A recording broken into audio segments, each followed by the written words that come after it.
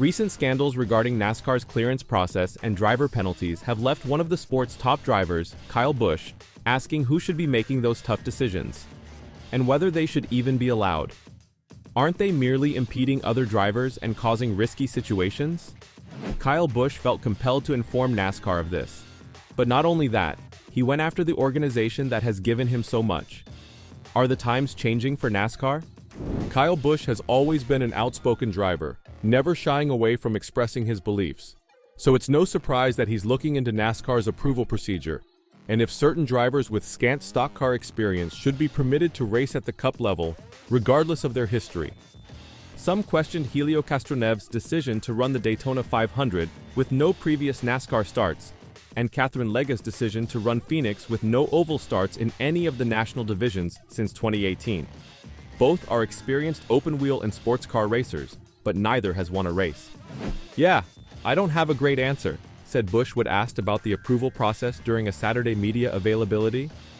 "I feel like I've questioned the approval process for a long time." Being an owner in the Truck Series with Kyle Busch Motorsports, which shut down after the 2023 truck season, and seeing some young drivers get opportunities at different tracks versus my drivers that I was trying to get them opportunities at some of those same tracks getting denied. So I was very confused, and probably I'm even more confused now on how it all works. I think it's broken. Busch went on to say that there's a lot of work that could be done to make it better. He went so far as to question how executives are chosen to participate in such conversations. "I also do feel as though it shouldn't be suit and ties making the decisions always," he continued. "Certainly there can be some that need to be involved, but I do feel like there needs to be fire suits involved in some of those decision-making processes on those that need to be approved or not approved for various activities."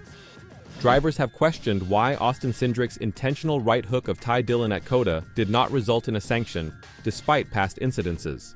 NASCAR stated it was due to the nature of the incident, but should outcome be considered against intent? Busch believes those anonymous executives should not be involved in monitoring on-track situations like that, and he has a suggestion for who should. The Austin Cindric deal, I don't think suit and ties should be making that. I think you should get penalized by your peers. Could more track time benefit rookie drivers? The NASCAR Cup Series is currently extremely limited, with only one quick practice session on most weekends. However, as Busch points out, things aren't always that simple. Testing is tough because, obviously, I would say that if we're talking about Catherine's Lega situation, I don't know how much extra funds there are there with that situation, Live Fast Motorsports, to be able to go out to Phoenix a week early and go test. You know what I mean? But that obviously would be beneficial to not only the team, but also the driver in that case, to just go out there and get some reps, get some laps, get some seat time, feel the car out, get it more comfortable than probably what she was able to do in just the short practice that we have. So how that all works, I'm not exactly sure. If it's a 4-hour session on Thursday or Friday or like the day before or something, I think that could certainly be a waiver piece that is allowed for, some first-timers.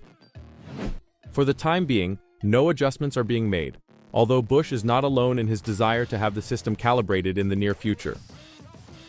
Busch is concerned about more than simply these rules. He also looked into driving penalties. This came to light after Busch received a penalty during the race last weekend. The number 8 car was prepared to take advantage of a slowed green flag pit cycle.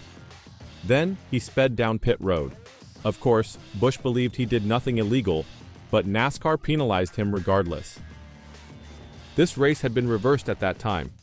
Drivers had barely started down pit road, roughly dividing the first stage in half. Then Chase Briscoe lost a wheel. Ryan Blaney is trapped 2 laps down after a botched stop. This allowed numerous drivers to move up the field. Busch took his pit stop with prudence and was prepared to accept a top 5 starting position after the decision. Well, his penalty prevented it from happening. "That's insane," Busch stated on the radio, according Matt Weaver of Sportsnaut. "I never saw a blue light down pit road. I'm on page 3. Kyle Busch is presumably referring to the LEDs on his dashboard. This indicates drivers roughly how fast they are heading down pit road. His team is also furious since they received the penalty late. Richard Childress Racing's number 8 team sought to contest the penalty. However, they protested on the radio that there was no way to do so, according to Toby Christie. And this prompted us to reflect on some statements made by Busch only a few weeks ago. Could this have triggered NASCAR to retaliate?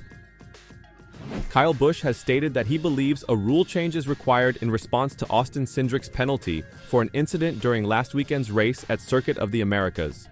The punishment imposed on the Team Penske driver has generated a lot of criticism. Although Cindric was fined $50,000 and deducted 50 points for the rear right hook on Ty Dillon, many believe his conduct should have led in a race suspension. Speaking with Bob Pockras, Busch pondered on his own experiences and speculated that it could be based off their last name, referring to the 2022 Daytona 500 champion's father, Team Penske CEO Tim Cindric. He explains, "I did it once and maybe twice. Got off with it the first time, but definitely not the second time. Sat out a whole weekend, 2 more races the second time. You know that's not his first offense. I don't know if it's his second offense. Like I said, some guys get off on based off who I think their last name is." Yeah, I mean Bubba got it, a suspension, right? At Vegas. I got it before, so I think there's a couple of other guys who have got it. Yeah. As a result, Busch believes that the rule books require modification. He added, "Put it in the rulebook. A right hook will result in a 1-race suspension, period." Defending the judgment, NASCAR Executive Director of Racing Communications Mike Ford provided some insight into the decision-making process behind the penalty, explaining that it was a unique incident. "The reason we landed on the points and fine is we take every situation and every violation as its own unique incident, and I know fans probably don't love hearing that, but it's said because it's true," Ford explained. "Sure, we do look at past instances to help educate ourselves on how we should handle each subsequent one, but each incident is very different. In this case, we did feel that it was significantly different than the previous 2. And the reasons are it is at a road course with lower speeds to begin with, and the results didn't even draw a caution flag. So those were really the reasons why we chose to err on the side of letting Cindric race this weekend in Phoenix with a fine and a significant driver points penalty. When I hit social media after this penalty is announced, my guess is that there is going to be several people who feel this is the wrong call. And it may not be the popular call. But when we look at penalties, we do not really care how popular we are. We try to do the right thing here." What are your thoughts about that? Does Busch have a point here? Should NASCAR make changes to how they vet people and penalize some of their drivers? Let me know your opinions in the comments section below.